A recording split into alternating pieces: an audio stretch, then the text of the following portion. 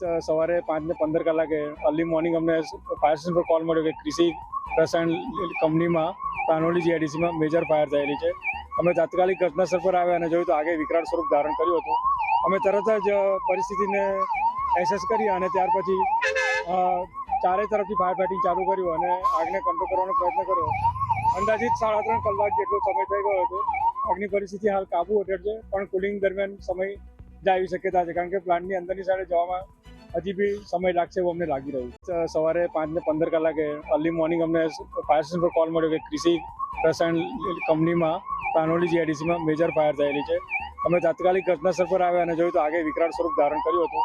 અમે તરત જ પરિસ્થિતિને એસેસ કરી અને ત્યાર પછી ચારે તરફથી ફાયર ફાઇટિંગ ચાલુ કર્યું અને આગને કંટ્રોલ કરવાનો પ્રયત્ન કર્યો. અંદાજિત 3.5 કલાક જેટલો સમય થઈ ગયો હતો. આગની પરિસ્થિતિ હાલ કાબુ હેઠળ છે, પણ કુલિંગ દરમિયાન સમય જાય એવી શક્યતા છે, કારણ કે પ્લાન્ટની અંદરની સાઈડે જવામાં હજી બી સમય લાગશે એવું અમને લાગી રહ્યું છે.